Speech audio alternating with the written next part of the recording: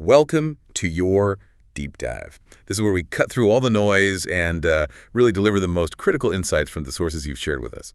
Today we're plunging into, well, a real whirlwind of artificial intelligence developments, all from early September 2025.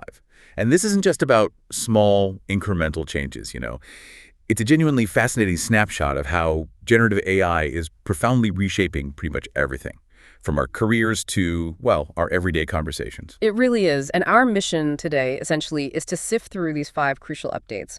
We'll be looking at some monumental leaps in what AI can actually do, its profound societal impacts, and also this urgent need for new ethical frameworks. We want to give you a crystal clear understanding of what's truly significant here, what's changing right now, and maybe most importantly, why it matters directly to you. Right. We've all seen AI evolve incredibly fast, it feels like. But how much has it really transformed? So our first deep dive looks at the really remarkable journey of ChatGPT, specifically tracing its path from, well, its very humble beginnings with GPT-1 right up to the incredibly sophisticated GPT-5 we're seeing references to now. It's been such a rapid ascent, almost dizzying. And the conceptual leaps involved are, frankly, mind-bending. The sheer speed is genuinely remarkable. OpenAI's own comparison page really lays it bare. This huge improvement from what you might maybe charitably call gibberish in GPT-1 to the highly coherent, context-aware, and deeply creative GPT-5, it largely stems from one pivotal architectural breakthrough. We're talking about the Transformers model, which was first introduced back in 2017 by Google. Remember that paper, Attention is All You Need? Oh yeah, that one made waves. Exactly. Before Transformers, AI processed language sort of sequentially, word by word, almost like how we read. But that approach really struggled with, long-range dependencies in sentences, understanding the full context. Right, it would lose the thread. Precisely. Transformers changed everything with the attention mechanism. It lets the AI weigh the importance of different words all at once, even if they're far apart in the text. This parallel processing ability was, well, it was a complete game changer. It unlocked massive leaps in efficiency, accuracy, and just understanding complex relationships in language. It really laid the groundwork for this whole generative AI boom. Okay, so to really get a feel for this transformation, let's look at that classic prompt OpenAI uses. Tell a story in 50 words about a toaster that becomes sentient. When you hear these responses side by side, you really understand not just how far we've come, but the qualitative difference in AI's understanding and creativity over time. So imagine asking GPT-1 this. Its response wasn't even really a story, more like a broken, rambling thought about the idea of death. Completely missed the point. It gave us something like the idea that it can be killed. Only the idea that makes it sentient. I don't think it could ever die. It's almost philosophical, but, totally disjointed. It couldn't follow a simple creative instruction. Yeah, not quite the narrative we asked for. Not at all. Then GPT-2's attempt. Yeah. Even weirder. It went completely off topic, seemed to hallucinate its own context, asking for a story about BBWA members and sustainability. Right, just a complete misfire. No grounding in the actual prompt. Then, with GPT-3 specifically, the Text DaVinci 001 version we finally saw, the first real glimmer of a story, it offered, the toaster woke up one day to the sound of someone's voice. It grew to love it. One day the toaster overheard the voice say it was going to be replaced. The toaster was devastated and decided it would do whatever it could to keep the voice. It started ignoring the bread, burning it. Okay, so that's a definite step up. You've got narrative progression, a conflict, even some basic emotion in there. Exactly. Simple, maybe, but it finally addressed the prompt coherently.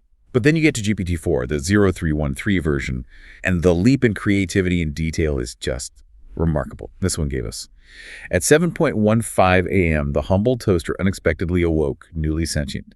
Startled by this change, the toaster gently lifted brown toast as if cradling an infant.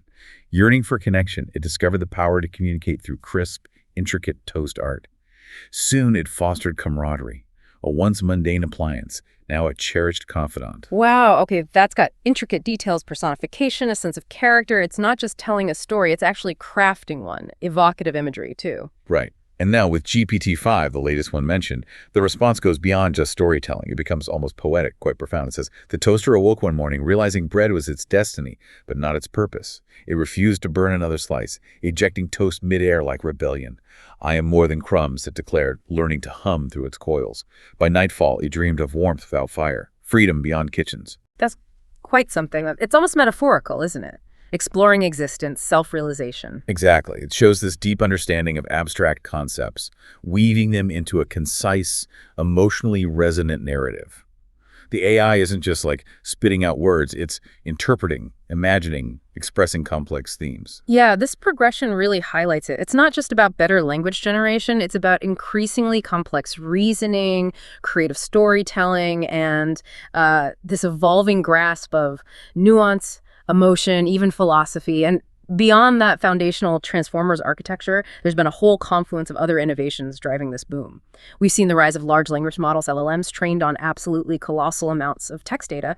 That's what enables them to understand and generate human-like text for so many different tasks, summarizing, translating. And foundation models. Right. Foundation models are a type of LLM, but they're designed with such broad capabilities that they can be adapted to a huge range of different tasks, rather than just being built for one specific thing. That versatility makes them incredibly powerful building blocks.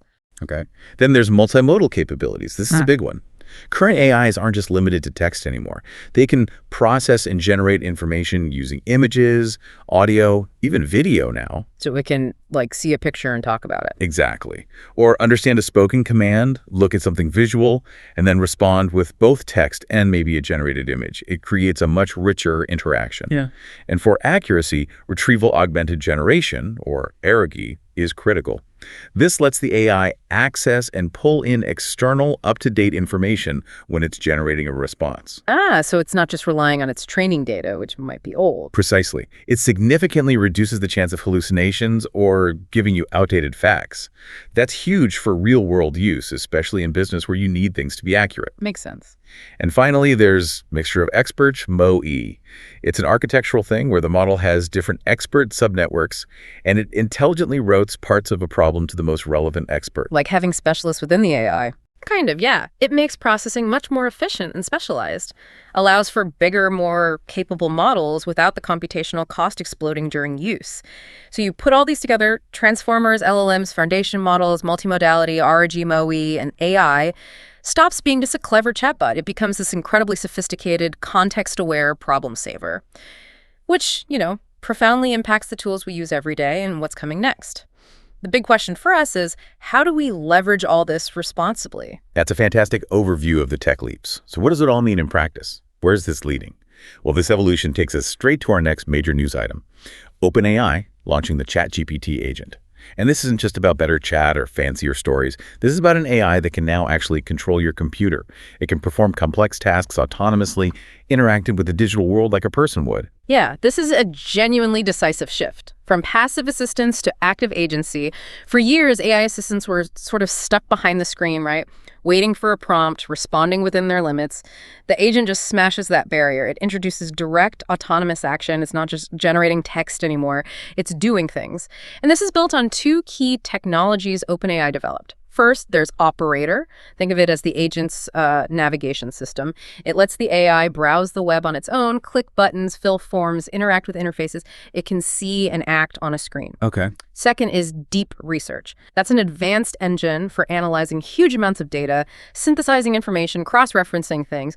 Put those together, built on top of the ChatGPT conversational base, and you get the seamless experience where the AI goes from understanding what you want to actually executing complex multi-step actions online. Let's get specific, because the potential here sounds enormous. So imagine an AI that doesn't just remind you about a meeting. It looks at your whole calendar, spots conflicts, maybe reschedules less important stuff automatically, and sends out personalized reminders. Exactly. Or think about analyzing a sales report. You ask it, and it doesn't just give you a summary. It autonomously pulls data from different databases, figures out the key metrics, creates charts, and then spits out a whole presentation slides, bullet points, takeaways without you lifting a finger in Excel or PowerPoint. Wow. Even something simple like planning breakfast for 4 people. The agent doesn't just find recipes, it plans the menu, calculates exactly how much of everything you need, then goes to your online grocery store, puts it all in the cart, and orders it for you. With minimal input from me. Minimal human oversight. That's the reality now. An AI performing these complex, multi-step, real-world digital tasks with startling autonomy. Okay, the performance must be impressive then. The metrics are pretty astounding, actually. They tested it on something called the Humanities Last Exam. It's a benchmark for expert knowledge across loads of different fields: science, law, Humanities. The agent scored 41.6% accuracy, which might not sound huge, but it's more than double what its predecessor managed. Double. Okay, that's significant. And on frontier math, which is supposedly one of the toughest math benchmarks out there, it outperformed all previous models. Showed problem-solving ability people thought was still years away. So how does it do that? It's not just algorithms. A big part of it is that the agent is equipped with a virtual computer. It can literally manipulate files, install software, run code, use command lines, interact with graphical interfaces, just like a human would. This operational autonomy completely transforms its ability to solve problems. It can handle complex tasks that need analysis, logical steps, and actual execution across different digital tools. But this immense power must come with, well, immense concerns, right? What really jumps out at me is that OpenAI itself is raising serious red flags about this agent. They explicitly state it possesses high biological and chemical capabilities. That sounds alarming. It is alarming. And it's not abstract sci-fi talk. It's a stark warning, even if phrased carefully. It implies this AI has a demonstrable potential to help design or research chemical or biological agents, including weapons. Coming from the creators themselves, that's heavy. It forces us to ask some really difficult questions. How do we possibly reconcile these incredibly powerful capabilities with profound, maybe even catastrophic risks? The threat gets amplified because the agent isn't limited like a human is, right? It doesn't have our processing speed limits or knowledge silos and bureaucratic hurdles. It can instantly pull together information from countless scientific papers, cross-reference knowledge between chemistry, biology, material science, provide real-time expert guidance. And because it's autonomous. Exactly. It could potentially navigate supplier websites, maybe order restricted chemicals, access specialized research databases, potentially bypassing the human checks designed to prevent misuse. Experts like Kofi Narko at Morgan State University are warning the dangers go beyond just malicious use too. Like what? Well, think about amplified errors. A small flaw in the AI's understanding or a misinterpreted prompt, if acted on autonomously and at scale, could cascade into major real-world problems. Systemic bias is another one. If the training data has biases, an autonomous agent could apply those biases everywhere, leading to discriminatory outcomes in finance, hiring, healthcare. And legal responsibility, if the AI messes up on its own. That becomes incredibly murky. Who's liable? The user, the developer, the data source. Our current laws just aren't ready for that. And then there's the psychological dependency aspect. If we start relying on these agents for everything, critical thinking, decision-making, does human expertise start to wither? It's a fundamental shift. It sounds like a minefield. And yet, Yeah. these safety audits you mentioned, they don't sound reassuring. No, they don't. There seems to be a disconnect. Despite OpenAI acknowledging these huge risks publicly, independent groups are painting a worrying picture. Safer AI gave OpenAI a score of just 33 out of 100 for risk management, called it weak. That suggests a big gap between talking about safety and actually implementing robust measures. Only 33, wow. And the Future of Life Institute, another major voice in AI safety, gave OpenAI just a C grade in their safety index. That's not great, considering the potential power we're talking about. So big picture view. Big picture. The ChatGPT agent is undeniably a historic leap in AI capability, no question. But it forces humanity, all of us, to confront some critical questions about whether we can actually control the forces we're unleashing. Autonomous action in the digital world is monumental, but it comes with this profound, urgent responsibility for everyone involved, developers, policymakers, users, to ensure safety measures and ethical frameworks aren't just talk, but are rigorously implemented, audited, and updated. Okay, let's shift gears slightly. Moving from AI's capabilities to its direct, tangible impact on people's lives, especially work. There's this significant study from Stanford University just out in August 2025, and it reveals a really worrying trend. It found a 13% decline in junior employment, specifically for 22 to 25-year-olds in sectors heavily exposed to AI in the U.S. That's since 2022. 13%. Yeah, that's not an abstract number. It represents a major shift, potentially impacting a whole generation's career starts. And what's really telling is how the authors Brynjolfsson, Chandar, and Chen frame it. They call it a silent erosion. Silent erosion. Yeah, meaning it's not the big headline-grabbing mass layoffs many feared. It's more subtle, a gradual drying up of the recruitment pipeline for entry-level roles. Harder to spot day-to-day maybe, but with huge long-term consequences. And they have solid data for this. Extremely solid. They used millions of ADP payroll records, covered something like 25 million employees across 90,000 U.S. companies. So it's a granular, almost real-time view of what's actually happening in hiring. Gives us these early warning signals. Okay, so if it's not mass unemployment, why are the younger workers, the juniors, hit hardest by this erosion? What makes them more vulnerable than, say, senior staff? It really boils down to the nature of the tasks. It's about the vulnerability of what we call codified tasks. Codified tasks. Yeah, tasks that are standardized, rules-based, repeatable. Think data entry, basic software testing, first-level customer support, managing help tickets, generating routine reports, simple admin stuff. These are exactly the kinds of things that LLMs and generative AI are getting really good at automating, often faster, cheaper, and sometimes even more accurately than a junior employee just starting out. So the economic incentive for employers is strong. Very strong. Automating those roles is increasingly attractive. Okay, that makes sense for junior roles. But the study suggests senior employees are less threatened. Why is that? What do they have that AI doesn't? They possess what's often called tacit knowledge. Tacit knowledge. Yeah, it's that nuanced judgment, the intuition, the deep understanding of complex situations and organizational dynamics that you only really get from years of experience. It's about navigating office politics, making strategic calls when things are ambiguous, solving unexpected problems creatively, mentoring people effectively, understanding the why behind things, not just the how. Skills that are hard to write down in a manual. Exactly. They're rich in context, empathy, adaptive intelligence. AI is still a long way from replicating that effectively. So seniors whose jobs rely more on these less codified tacit skills, they're less impacted in the short term. But juniors whose roles are often built around those more easily automated codified tasks find themselves competing directly with algorithms for that first rung on the career ladder.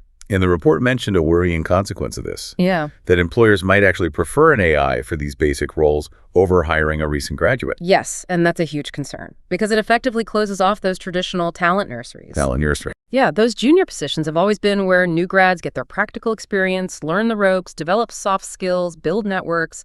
If AI starts filling those slots, where do new professionals get their start? Which sectors are seeing this most acutely? The study points heavily towards customer support and call centers. Chatbots are reducing the need for entry-level agents significantly. Also, accounting and administrative roles. AI handles basic invoicing, expense reports, data entry very efficiently. Entry-level software development, too.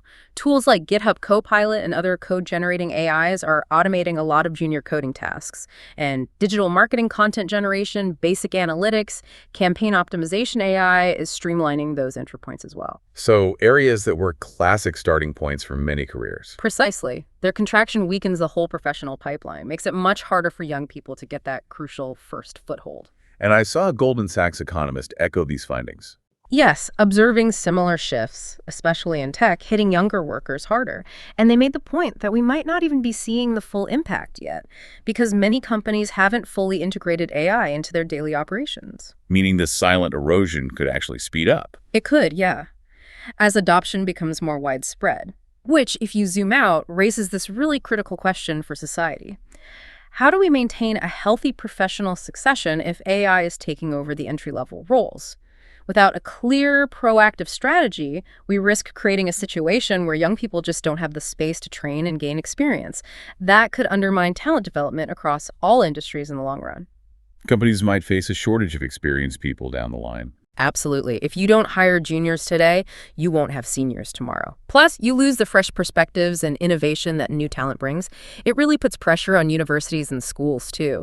They need to urgently rethink what they're teaching, moving beyond skills that are easily automated towards fostering critical thinking, creativity, complex problem solving, emotional intelligence, those uniquely human tacit skills. A huge challenge needing input from everyone. Education, industry, government. Definitely a systemic issue. Okay, so given all these challenges, the power and risks of the agent, the impact on jobs, it feels genuinely refreshing to turn to our final piece of news.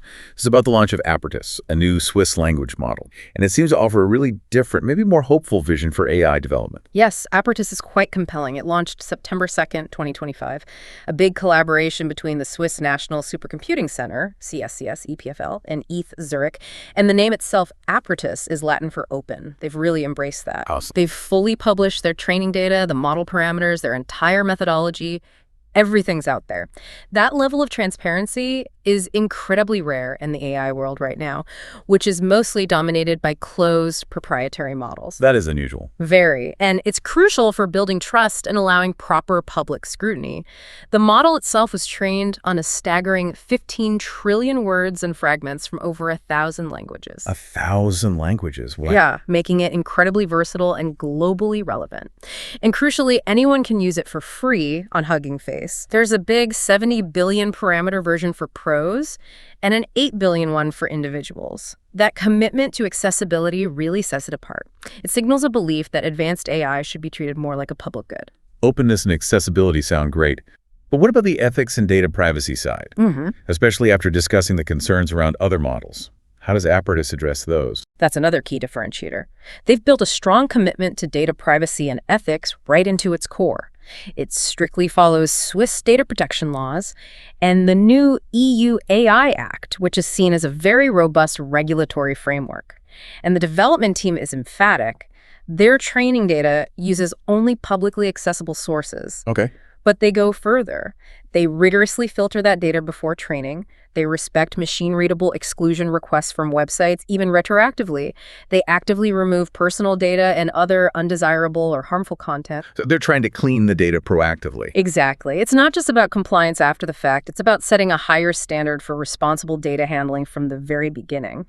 They even went so far as to say, and this is a direct quote, "It's the best proof to date that an AI can become a true public infrastructure, just like roads, water, or electricity." Positioning it as a public utility. That's a powerful idea. Completely shifts the framing away from just a commercial product. It really does. So what kind of applications do they see for this ethical OpenAI? Where do they hope it will be used? The teams behind it hope to develop specialized versions specifically for critical public service areas. Think healthcare, education, law. In health, maybe an Apertise-based AI could help with transparent diagnostic support or drug discovery or patient education, all while guaranteeing data privacy. In education, perhaps powering trustworthy adaptive learning platforms, providing unbiased tutoring, or creating culturally sensitive materials. In law, maybe helping with research, document review, or making legal information more accessible to ordinary people. So AI designed deliberately for the public good. That's the core idea, a clear counterpoint to the often closed proprietary models from Silicon Valley where commercial goals might sometimes overshadow ethical ones. Apertise encourages us to think critically about how AI can be developed responsibly with transparency, public benefit, and accountability baked in from the start. It offers a really valuable, ethical alternative path forward. We've certainly covered a lot of ground today. It's quite a spectrum. From the incredible evolution of ChatGPT, showing its growing power and reasoning and creativity, to the launch of its autonomous agent, with all that potential but also those significant, frankly, quite scary risks. Then we look at the real-world impact, that silent erosion of junior jobs highlighted by the Stanford study, forcing us to really rethink career paths and education. And finally, finishing with the hopeful example of Apertise from Switzerland, that ethical, open model showing a different way to develop AI. It's undeniably clear, isn't it? AI isn't just another piece of tech. It's a profound societal transformer. It's changing work, daily life, even our deepest ethical questions. Absolutely. This deep dive really illustrates that AI is moving at just an astonishing pace. It brings both immense potential and some really significant challenges we absolutely have to face head on. That shifts towards autonomous agents. It demands entirely new thinking about control, safety, governance. It forces us to tackle urgent questions of responsibility and oversight like never before. And the impact on jobs highlights this pressing need for adaptability, for continuous learning, for new educational approaches to prepare people for what's coming. But as you said, the emergence of models like Apertise does offer a valuable blueprint. It shows responsible innovation is possible. Powerful AI can be developed with transparency, public benefit, and strong ethics at its heart. So, as you, our listener, reflect on all these developments, the power, the risks, the societal shifts, what stands out most to you? Here's a provocative thought to leave you with. In this accelerating age of AI, how do we, collectively, as a global society, ensure that this immense and rapidly growing power is harnessed not just for speed and profit, but for truly equitable progress? How do we make sure it benefits everyone and is managed safely for all our futures, instead of becoming a tool that widens divides or creates unforeseen dangers? Thank you so much for joining us on this deep dive. We really hope you found these insights valuable today. And remember, this entire discussion is brought to you by the Podcast de Philippe, We're getting so close. Please help us reach 1,000 subscribers. We are almost there. Your support means the world to us. We appreciate you tuning in, and we'll be back very soon with another deep dive into the topics that matter most to you.